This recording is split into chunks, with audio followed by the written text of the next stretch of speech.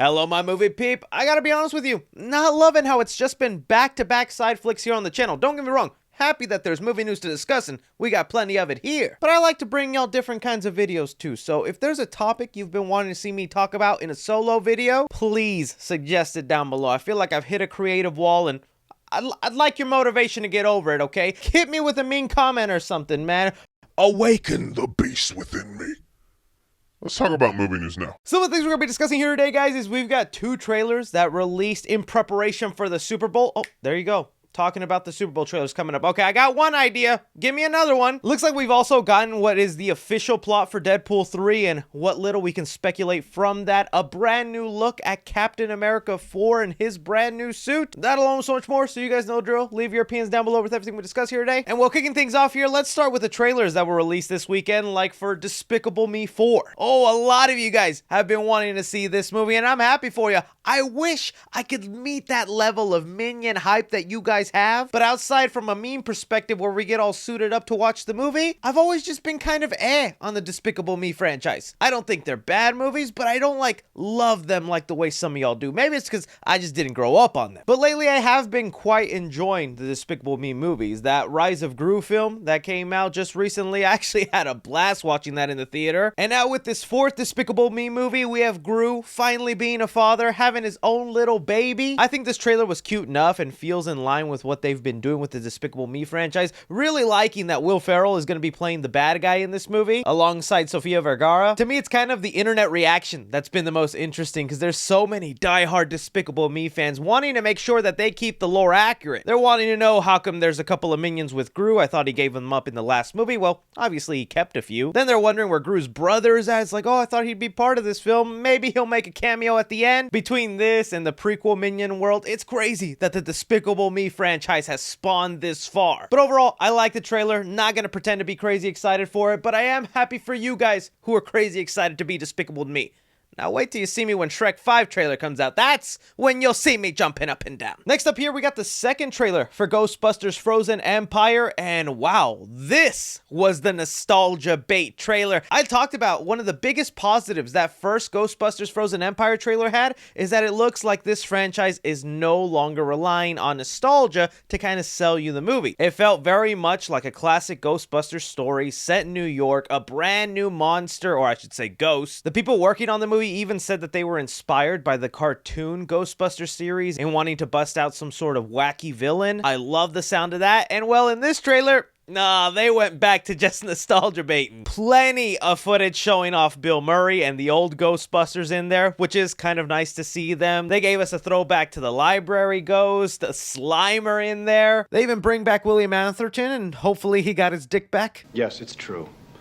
This man has no dick. But putting all that stuff aside, I'm still excited for this. I just wish I felt that internet buzz that the rest of the world was excited for. And it sucks to see something like Ghostbusters just kind of slowly die. Now, I could be proven wrong and this movie turns out to be a box office hit, spans even 4 more sequels, which I would love. But everything to me feels like this movie's just gonna go under the radar. It's just gonna come out, few people are gonna like it, we're gonna enjoy it, and then the next week, no one's gonna talk about it. Hopefully I'm wrong on that, but hey, I did like this trailer. I did enjoy it. It got the Ghostbuster fan in me excited for this movie.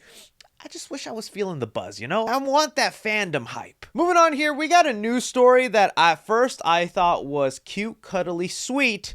Then I was horrified. We have here the Wrap reporting that Universal and DreamWorks are set to adapt Dave Pilkey's Dogman for release in January of 2025. And when I saw the cover of this, although I wasn't familiar with the book, I was very familiar with the art style. I was like, oh, okay, so that's part of the Captain Underpants universe. I remember seeing a book here and there. I thought the movie they came out with was fine. Awesome, great, but I knew nothing about the plot of this series. So imagine my shock when I found out this was the plot. The film follows a dog and a police officer who are injured together on the job and get life-saving surgery where they become half dog, half man. I could not believe that was the plot of this. That sounds horrifying as heck. Imagine you're out with your dog, you get injured, and you wake up and Your dog's head is on your body controlling it? Like, what? Now, obviously, I know the book story isn't as horrifying. It's probably very lighthearted and simple and kid-friendly, like the Captain Underpants books. But I'm kind of curious now to see that get adapted, because that just sounds horrifying. But I'm sure there's fans of these books, and well, get excited. January 2025, you're gonna get your Dogman movie. Now just wait till it hits public domain. Then it'll be the movie I want to see. Moving on here to Captain America 4 as we wait for this movie to get released in 2025, which is crazy to think about considering that this movie finished filming last year. We got a sneak peek at Sam Wilson's new Captain America suit because the movie was originally supposed to be released this year, so they had Funko Pops and merchandise ready to go, and this is our look of the brand new suit. Now, we've already gotten other looks of Sam Wilson's new suit, but this is the much more clear look. And I am still of the camp that I prefer the previous suit. I just think it had a real identity. That, and it was also very comic accurate to what Sam Wilson's suit looked like. I hate how Marvel has to do this thing just to sell toys and more Funko Pops and things like that, where they change the suit every movie. But at the same time, I also understand why there's people out there enjoying this suit, thinking it's pretty good. To me, it just feels more like Steve Rogers' Captain America suit, and then they just slapped some Sam Wilson wings on it. And I feel like that makes it lose its identity in connecting with Sam Wilson. But really, it's not that big of a deal. I do wish they would have gone with the all red wings, though. I've seen concept art of that, and that would have looked awesome. But that's not even going to be the most interesting part about Captain America Brave New World, because we're like,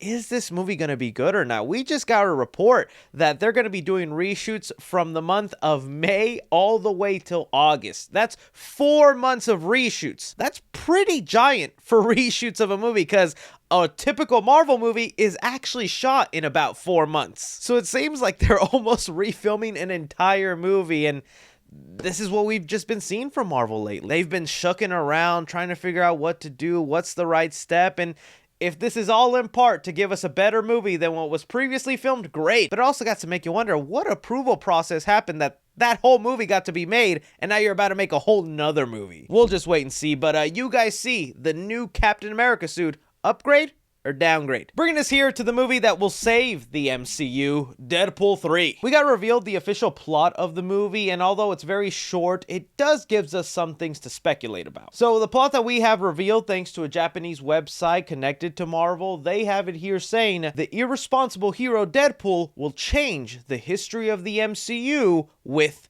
Wolverine? And here we are, my fellas. What does that mean? Now, that could be a hyperbole, them exaggerating just the fact that Deadpool is now coming into the MCU. He's changing history, right? But we also heard for a long time that Deadpool 3 will involve the TVA. It'll be almost like a time travel, multiverse jumping adventure with him and Wolverine. And we're still waiting to see how the MCU is going to explain bringing in mutants, the X-Men, and that kind of stuff into their universe. Is there any chance that this plot could mean that Deadpool will literally change the history of the MCU, doing some time travel shenanigans that where by the end of Deadpool 3, mutants and X-Men just now exist in the MCU, and that's how he has changed history? That would be pretty major and drastic. I still very much believe the theories that all those major changes are coming after the movie Secret Wars. That's going to be the movie that is set to like soft reboot the MCU, where a lot of dead characters are going to be coming back, just